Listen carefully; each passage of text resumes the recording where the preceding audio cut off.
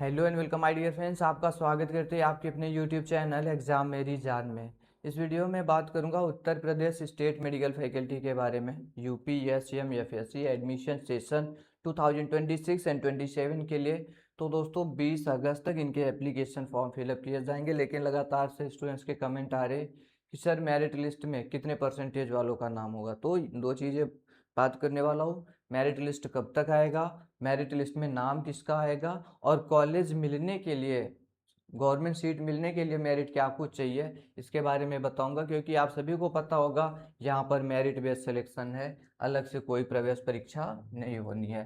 तो सभी बच्चे जिन्होंने अभी तक एडमिशन नहीं करवाया है और एप्लीकेशन फॉर्म नहीं फिलअप किया, जैसे आप लगातार से दे रहे हो, तमाम स्टेट में एप्लीकेशन फॉर्म फिलअप कर रहे हो, बीएससी नर्सिंग का ट्राई कर लिया, बैचलर का ट्राई कर लिया, नहीं मिल रही है सीट, तो ये एप्लीकेशन फॉर्म आप ज़रूर से फिलअप करें। दिख रहा होगा 20 अगस्त लास्ट डेट रखी गई है। और आपको मैं बता दूं, इसमें जो एडमिशन होने वाला है वो हमारा पैरा मेडिकल के डिप्लोमा कोर्सेज में एडमिशन होगा।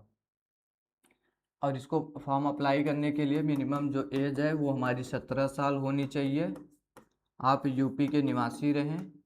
अगर आपका जन्म स्थान यूपी है, आधार कार्ड में यूपी है, लेकिन आपने पढ़ाई अदर स्टेट से किया है, तो आप अपना निवास प्रमाण पत्र बनवा लीजिए, डोमिसाइल सर्टिफिकेट।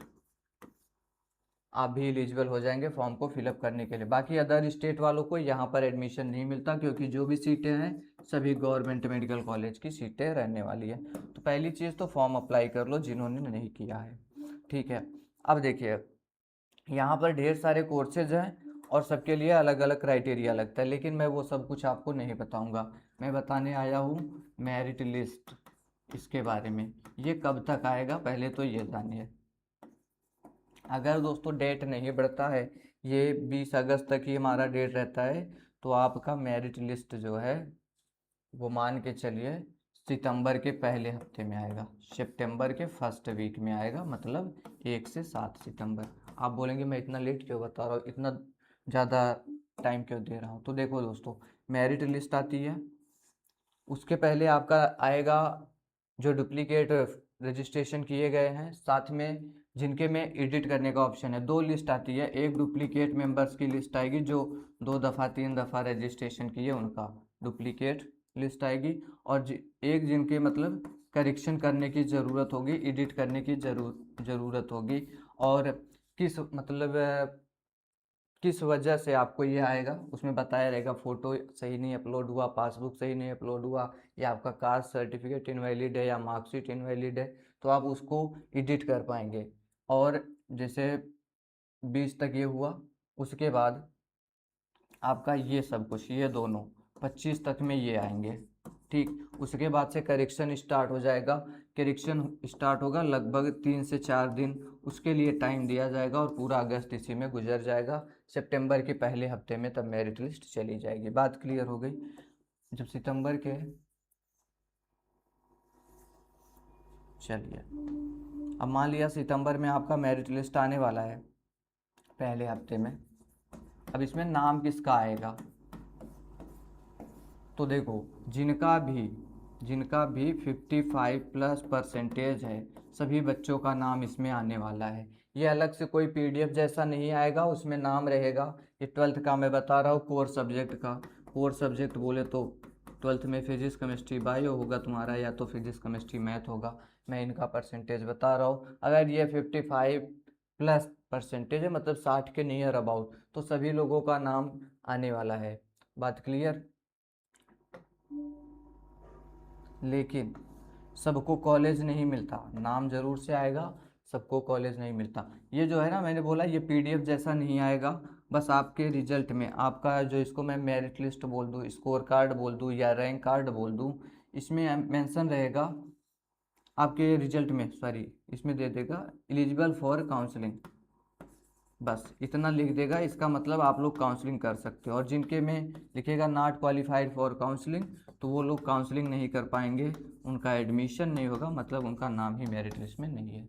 तो यही जिनके में लिख दिया एलिजिबल फॉर काउंसलिंग, ये सभी लोग काउंसलिंग कर पाएंगे। लेकिन सीट सबको इतने पर नहीं मिलेगी।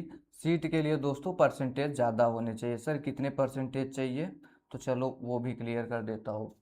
मैंने बोला हमारे पास में ढेर सारे कोर्स हैं, DMLT कोर्स है हमारे पास में, OT टेक्नीशियन कोर्स है, और टोटल मतलब इस बार हमारा 10 कोर्सेज में एडमिशन होने वाला है। 5 कोर्स पहले से थे, 5 कोर्स और बढ़ाए गए, तो सबके लिए अलग अलग कट ऑफ जाएगा। 10 कोर्स है और हमारे पास में कैटेगरी होती है general, OBC, EWS, SC, ST, सब कैटेगरी होती है, PH, FI, BX, सर्विसमैन और NCC कैंडिडेट, ये सभी। तो सबके लिए एक साथ से बताओ, ये पॉसिबल नहीं है। बस एक जनरल सा आइडिया दे रहा हूँ, वो ध्यान रखिएगा। अगर आपके 65+ परसेंटेज हैं तो मान के चलिए कोई ना कोई कॉलेज, कोई ना कोई कोर्स ज़रूर से अलॉट हो जाएगा। लेकिन अभी तुम बोलोगे 80% जाएगा, 85% जाएगा, 90 जाएगा, तो ये सब कुछ नहीं होता दोस्तों।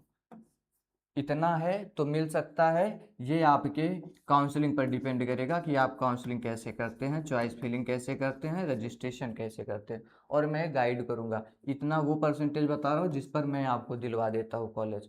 अगर पता चले तुम्हारा 80% है तब भी सीट नहीं मिल रही है, और नहीं मिलेगा, इसमें कोई आश्चर्य की बात नहीं है।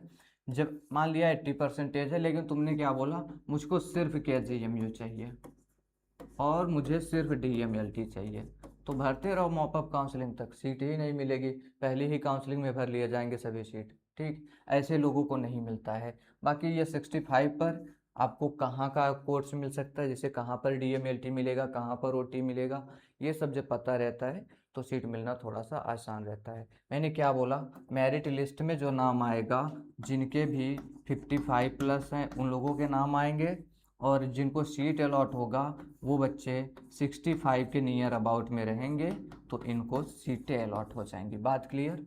अगर बातों को समझे हो, हेल्पफुल रहा हो तो लाइक कर देना, कोई क्वेश्चन है तो कमेंट में पूछिए। Thanks for watching this video.